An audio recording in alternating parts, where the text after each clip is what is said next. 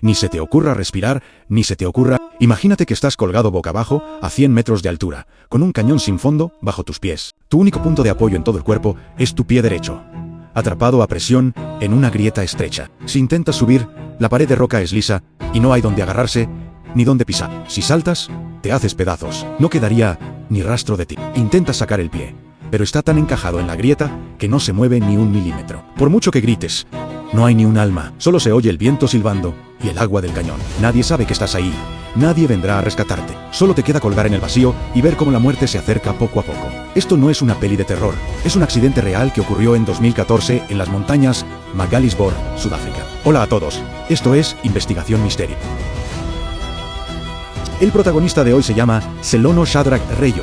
Tenía 26 años cuando pasó. Vivía en Johannesburgo y no era ni alpinista profesional ni experto en espeleología. Solo un tipo normal que apenas había pisado la montaña. Entonces, ¿qué hacía un tipo normal solo en medio de la nada? Todo empieza con una leyenda.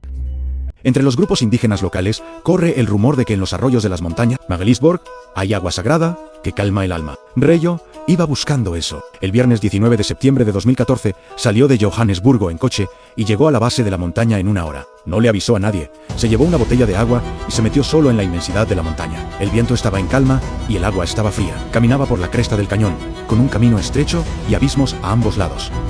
Fue entonces cuando una serpiente salió de una grieta justo delante de él, bloqueándole el paso. Si te sale una serpiente de repente, ¿no te entraría el pánico? Cualquiera se echaría hacia atrás por instinto, y Reijo hizo lo mismo. Su cuerpo reaccionó antes que su cabeza y se echó hacia atrás de golpe, pero ese movimiento instintivo casi le cuesta la vida.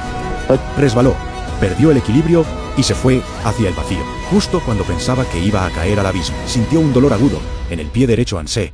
Había quedado atrapado en una grieta de apenas 18 centímetros entre dos yocaus. Cierra los ojos e imagina la escena.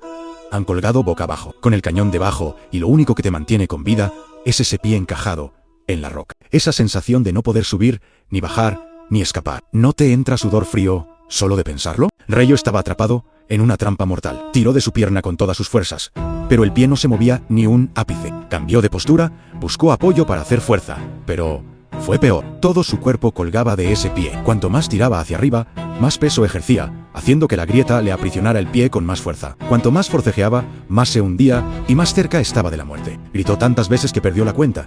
Se le despellejaron las manos. Se quedó sin voz. Y el dolor insoportable del pie empezó a convertirse en entumecimiento. Por fin aceptó la realidad por sus propios medios. Jamás saldría de esa grieta. En ese momento, solo le quedaba una última esperanza en el móvil en su bolsillo. Por suerte, había cobertura en aquel acantilado, y con las manos temblorosas, llamó a emergencias. Esa llamada marcó el inicio de la operación de rescate de montaña más compleja en la historia de Sudáfrica.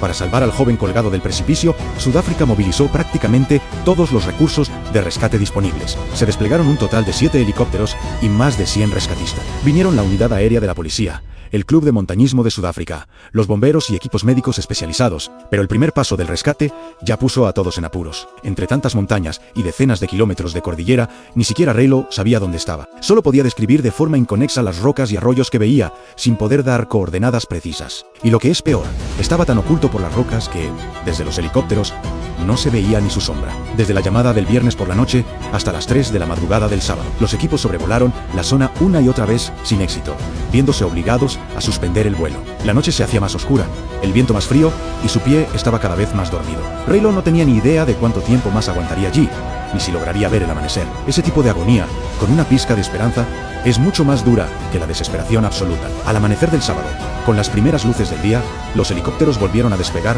para reanudar la búsqueda. Pasadas las 7 de la mañana, la tripulación vio de repente un destello débil en la pared rocosa. Era la banda reflectante de la chaqueta de Reijo, que captó el sol de la mañana. Ese destello de menos de un segundo permitió al equipo localizarlo. Para entonces, ya habían pasado 24 horas exactas desde que hizo la llamada de auxilio. Rob Thomas, un veterano del Club de Montañismo de Sudáfrica, bajó en rappel desde la cima con su equipo y por fin encontró al joven, que llevaba un día y una noche colgado. Thomas recordó después que Reijo llevaba 24 horas sin probar una gota de agua, sin comer nada, con el pie derecho totalmente insensible y temblando de forma incontrolable.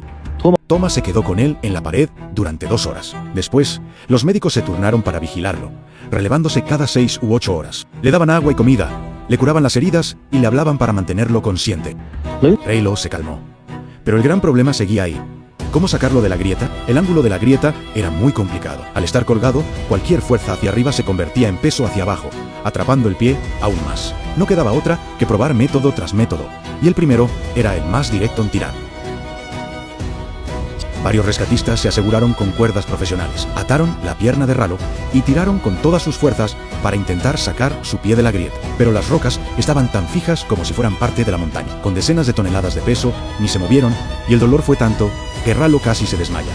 Así que tuvieron que parar. La segunda opción fue picar la piedra. Si no salía, ensancharían la grieta para darle espacio al pie. Los rescatistas, colgados boca abajo en el acantilado con taladros profesionales, empezaron a picar la roca poco a poco. Pero la piedra de Magaliesborg era dura como el hierro y el espacio era tan reducido que ni siquiera podían darse la vuelta. Después de trabajar casi todo el día, la grieta seguía igual. La tercera opción fue usar lubricante. Es un método clásico de rescate en montaña. Echar lubricante en la grieta para reducir la fricción y ver si el pie salía. Echaron un montón de lubricante, pero no hubo forma. El pie seguía atrapado y no se movía ni un milímetro. Probaron todo lo que se les ocurrió, pero nada funcionó. Pasó otro día y llegó la noche del sábado. Rallo llevaba casi 40 horas colgado en el acantilado. Su pie ya presentaba necrosis irreversible por la falta de riego sanguíneo. Si seguían esperando, una infección o un shock podrían costarle la vida. Al equipo de rescate solo le quedaba una opción: amputarle la pierna ahí mismo, cortar la parte atrapada y sacarlo. Pero nadie podía tomar esa decisión por él. Thomas se agachó en la pared y le explicó a Rallo, sin rodeos, la situación y los riesgos de la amputación. Para su sorpresa, Rallo solo guardó silencio unos segundos y aceptó la realidad con una calma impresionante.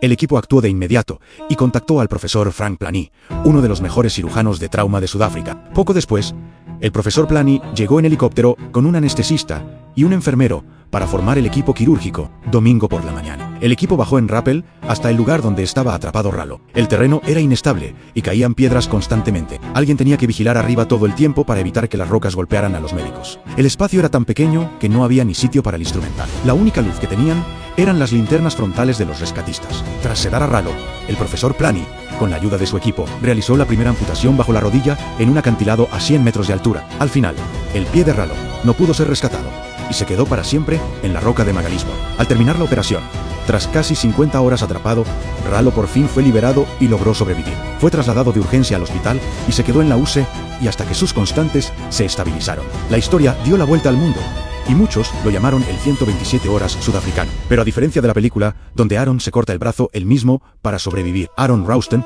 se salvó gracias a una llamada de auxilio, gracias a cientos de desconocidos que se dejaron la piel cruzando montañas y mares para rescatarlo. Siempre vemos situaciones de vida o muerte en el cine, pero en la realidad no existe el guión con final feliz. No hay milagros, ni giros inesperados, solo rocas frías, un tiempo que no pasa, y la elección entre perder una pierna o perder la vida. Se adentró en la montaña buscando paz interior y, al final, pagó el precio de una pierna a cambio de una segunda oportunidad. Y para terminar, una pregunta: si estuvieras en su lugar, ¿tendrías el valor de tomar la misma decisión?